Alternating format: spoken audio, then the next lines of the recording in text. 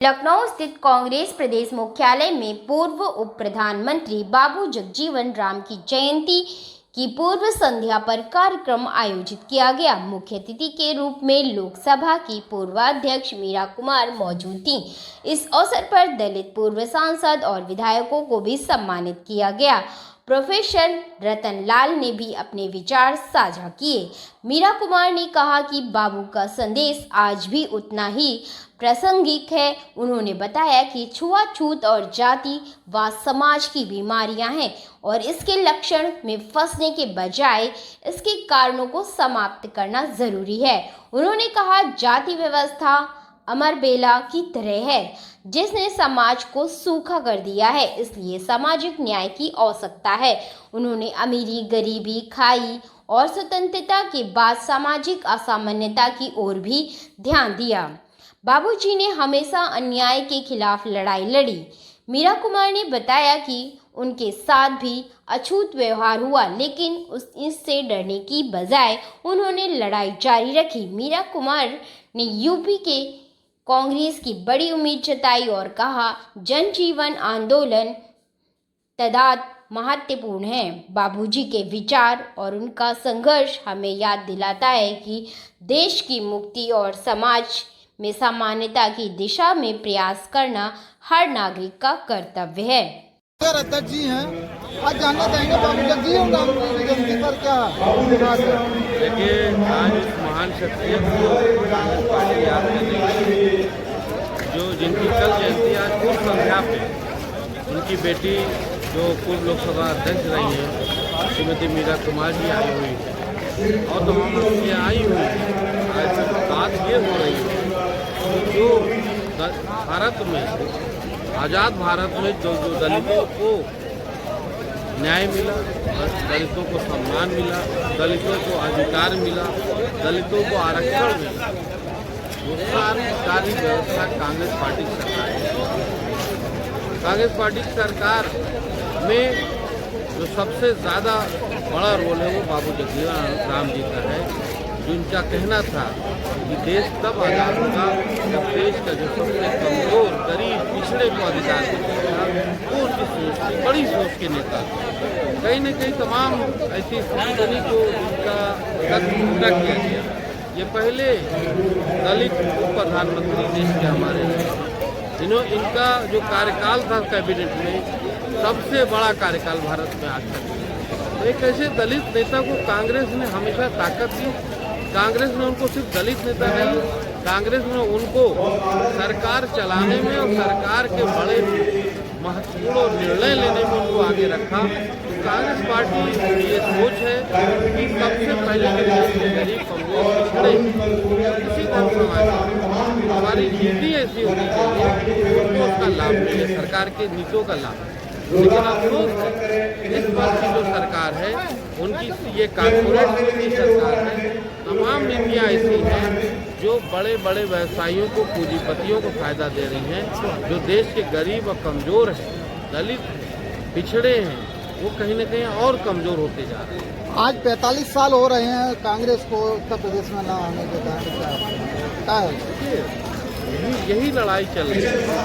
यहाँ तमाम पार्टियाँ बनी, उन्होंने कांग्रेस को लगातार कांग्रेस के खिलाफ गलतफहमियाँ फैलाई, चाहे दलितों के बीच में फैलाए, चाहे पिछड़ों के बीच में रहे। जो आज देश का आरक्षण है, आरक्षण से जो लोगों को लाभ मिला, लोगों को नौकरियाँ मिली, लेकिन उसको लोगों के बीच में जाके कांग्रेस पार्टी के खिलाफ तमाम ऐसी बातें फैलाई गई जो लोग अलग हुए। लेकिन आज राहुल गांधी जी के नेतृत्व में जो आज सामाजिक न्याय की लड़ाई चल रही है, फिर सारे धर्म जात के लोग कांग्रेस से जुड़ रहे हैं और उनको ये लग रहा है देश में तभी न्याय होगा जब कांग्रेस पार्टी सरकार। तो आने वाला चुनाव कांग्रेस पार्टी की सरकार बनने जा रही है उत्तर प्रदेश में। सारे धर्म जाति के लोग कांग्रेस के वजह से जुड़ रहे हैं। राहुल गांधी को सब लोग नेता मान रहे हैं क्योंकि वो सबकी आवाज़ है। वही एक नेता ऐसा है जो आज मोदी सरकार से मजबूती से बात ईरान इजराइल की लड़ाई पर कुछ कहना चाहेंगे? देखिए, ईरान देखो जो लड़ाई है ये तो जबरदस्ती अमेरिका की, जो आम भाषा में कहे गुंडई। ईरान ने अमेरिका के खिलाफ क्या उनका काम किया, इजराइल के खिलाफ क्या किया। आप उनके सारे बड़े नेताओं को घुस के बम से मार देते हैं और उसके बाद कहते हैं कि तमाम चीज़ों को परमाणु बम फलाना धमाका झूठ बोल के आप उन पर जुल्म कर रहे हैं। लेकिन ईरान की जनता और ईरान का शासन इसी मजबूती से एक इस तरह से हाथी के सामने एक छोटा बकरी हो, इस लेवल के जानवर की बढ़त हो रही है। लेकिन बहादुरी से आज ईरान इनके नाको चने चबवा दिया है। अमेरिका और इजराइल भागना चाह रहे हैं युद्ध से, भाग नहीं पा रहे कि दुनिया क्या कहेगी। अमेरिका और इजराइल का जो भौकाल बना था पूरी दुनिया में सुपर पावर का, उसको तोड़ने का काम ईरान किया है। आज पूरी दुनिया के लोग आज ईरान के साथ हैं, ईरान के साथ सहानुभूति है। मैं ये बात करना चाहूँगा आपके चैनल को, रुकना चाहिए। कहीं न कहीं इससे पूरी दुनिया के लोग परेशान है। भारत में आप देख रहे होंगे सरकार तो नहीं मान रही गैस की कमी है, लेकिन आप गैस एजेंसियों में जाके लाइन देख के समझ सकते हैं कि लोग कितना परेशान। इसलिए ये युद्ध रुकना चाहिए। जी आज बाबू जगजीवन राम की वो बनाई जा रही है, उसका मेन बिंदु क्या है? मेन बिंदु यह है कि उत्तर प्रदेश में दबे कुचले पीड़ितों को अगर लड़ाई कोई लड़ रहा है तो माननीय राहुल गांधी जी के नेतृत्व में उत्तर प्रदेश में कांग्रेस पार्टी लड़ रही है। हमने बाबा साहब भीमराव अम्बेडकर जी के कार्यक्रमों को पूरी ताकत से किया, हमने मान्यवर काशीराम जी के कार्यक्रम को पूरी ताकत से किया। लेकिन अभी ये कल जब पूर्ण जयंती है मान्यवर जो हमारे बाबू जगजीवन राम जी हैं, तो उनको ये संदेश कि उन्होंने अपने जीवन काल में दलितों के उत्थान के लिए, दलितों की लड़ाई के लिए जो जीवन में त्याग तपस्या की, भारतीय राष्ट्रीय कांग्रेस ने उनको उप प्रधानमंत्री बनाया, मुख्यमंत्री बनाया और बड़े पदों से सुशोभित किया।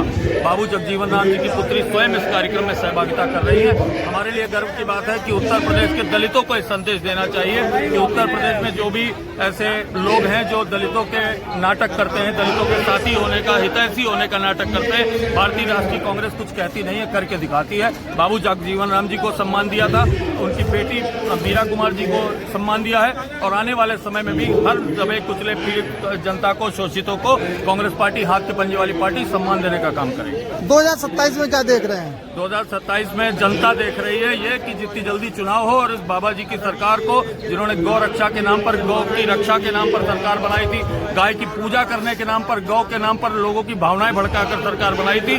सबसे ज्यादा गायों का संहार इन्हीं के शासन प्रशासन में हुआ। सबसे ज्यादा बीफ की जो एक्सपोर्ट हुआ है इनके शासन में हुआ है। जब शंकराचार्य हमारे धार्मिक आध्यात्मिक गुरु स्वयं धरने पर बैठ जाए तो इससे ज्यादा आपातकाल हो नहीं सकता है। गौ रक्षा प्रमुख होने के नाते और गौ रक्षा पीठ के पीठाधीश्वर होने के नाते ऐसे सरकार को, जिन्होंने गाय के मांस के निर्यात का पैसा खाया है, उनको तत्काल अपने पद से त्यागपत्र देकर आम जनता के बीच चुनाव में जाना चाहिए। महानगर अध्यक्ष अमित कुमार श्रीवास्तव जी मेरे सामने हैं, क्या कहना चाहेंगे बाबू जगजीवन राम जी पर? स्वर्गीय बाबू जगजीवन राम जी सभी जात, सभी धर्म के लोगों के लिए, खास तौर पर नौजवानों के लिए प्रेरणा स्रोत थे। हम सब उनके आदर्शों पर, उनके साहस को सलाम करते हैं, प्रणाम करते हैं आज उनकी जयंती की पूर्व संध्या पर। और निश्चित तौर पर उन्होंने सभी जात धर्म के लोगों के लिए काम किया। समाज में जो पिछड़े, शोषित, वंचित लोग थे उनको आगे बढ़ाने में बड़ा महत्वपूर्ण योगदान दिया।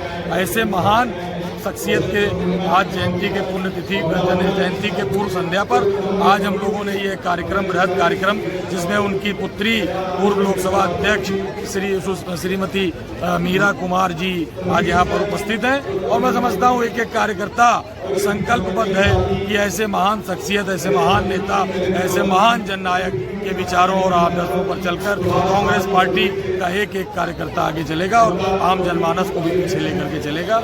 यही आज सब कार्यक्रम में हम लोग एक दूसरे को संदेश दे रहे हैं, आपसी भाईचारा, एकता और अखंडता का परिचय दे रहे हैं। जयंती है, क्या कुछ कहेंगे? जैसे आज हम लोग बाबू जगजीवन राम की जयंती मना रहे हैं, जैसे हम आज हम लोग संकल्प ले रहे हैं 2027 हम लोग पूर्ण बहुमत से सरकार बनाए और इस भारतीय जनता पार्टी की जो दूसरी मुकम्मल बेईमान सरकार है उसको भगाने का काम करें। देश में जिस तरह से ताइमान मचा हुआ है, आप देख सकते हैं पूरी जनता इस समय परिवर्तन के माहौल में है।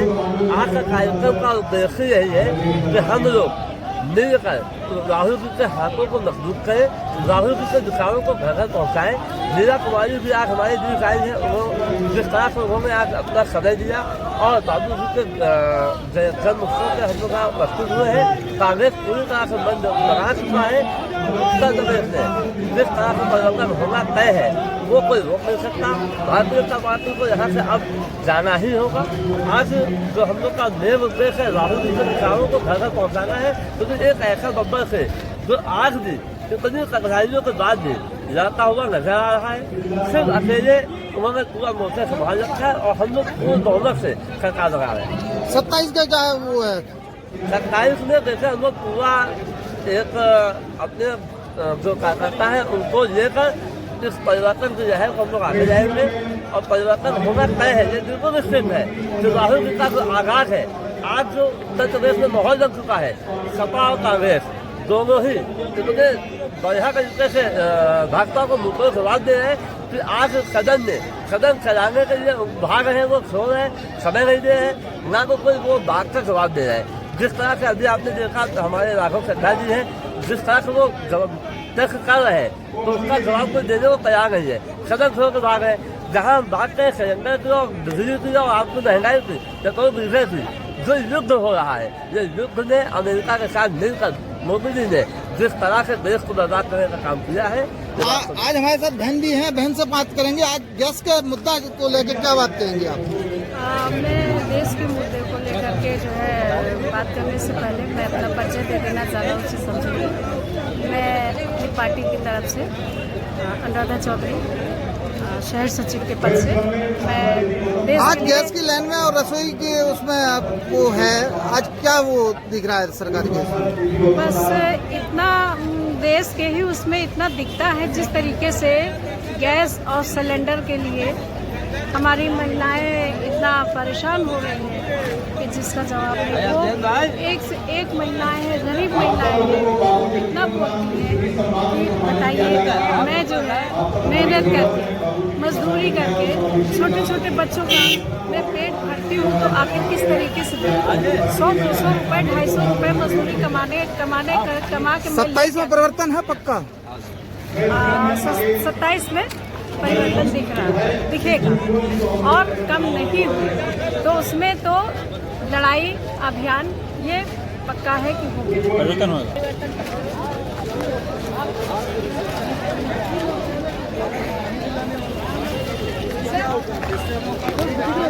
डॉक्टर साहब, अरे भाई और बताइए, एक बाइट लगवा दें आपकी।